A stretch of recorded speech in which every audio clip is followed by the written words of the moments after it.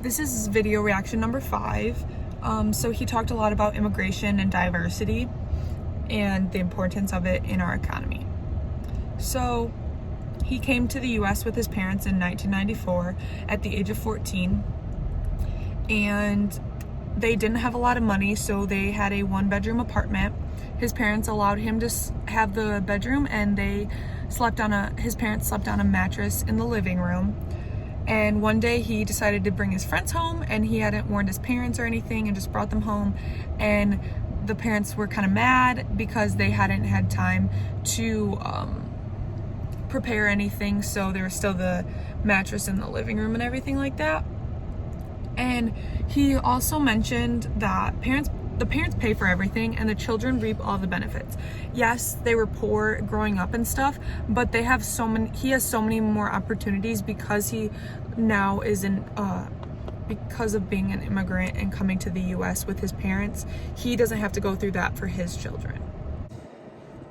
He also talked about how a century ago the greatest suffering of immigration was caused by nature. So it was much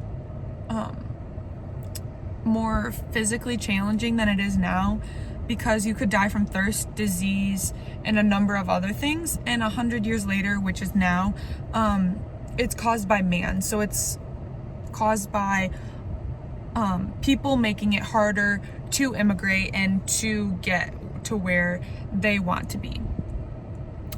He also talked about how in 1912 there were steamships, railroads, and no internet. Those were really the steamships and railroads were the only way to get in, and now people can fly to where they want to go, they can drive, etc.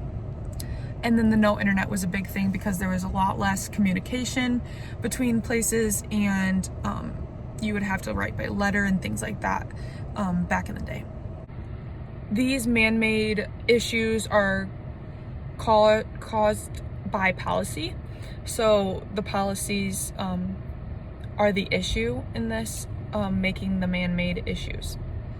There's separation, not distance, which she mentioned, and then there's the prejudice of who's coming in, what they look like, and all of the issues with racism and everything like that in today's world, and what people assume of people coming in, and when people don't look like themselves, how that's affecting them and what they think of that. With the policies, he's mentioned that it's easier nowadays to ship a box of bananas from India to the US than to reunite a child with their parents. The US has made it very hard for immigrants to get in, but people are still coming in to our country, and there's the good and there's the bad. There's always going to be the good and the bad, no matter what is happening or what people are doing. He also mentioned how the US was built on immigration, and now the US has kind of stopped trying to allow immigrants, and so it's just kind of going back on what we originally created our country on. He also said something that stood out, which was we don't like to see people outside of our borders as people. So we believe in order for our economy to grow, we need laborers and skilled people. So we want these people to come in, but we're not allowing others or stereotyping people, because we want certain people to come in and others to not. So it's that decisiveness of who are we going to let in versus who we're not going to let in. And doing that can be controversial, and it can be difficult at times because you don't know for sure whether someone is going to actually be successful if they come here or not. And so he also mentioned maybe we believe that only certain people that look like ourselves should be let in, and that is an issue that our country deals with, because the minorities are often not treated equally or anything like that. So then he also talked about that immigration is debated in tight political circles. So no matter what we believe or what we're trying to change, it's at the high levels of politics that it's being talked about. And so we have to make sure that we're voting for people who are pushing towards what we believe in and are able to create new immigration policies and allowing the immigration policies to pass for what we believe in and what we stand for.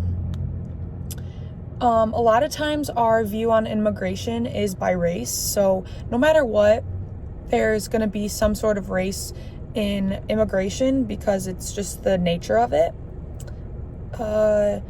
One of the things created was National Ores Quota System, which was created in the 1800s, and it basically makes it so no Eastern European immigrants could come in. And so once again, going back on how our country was made was from immigrants, but it shows the racism within immigration.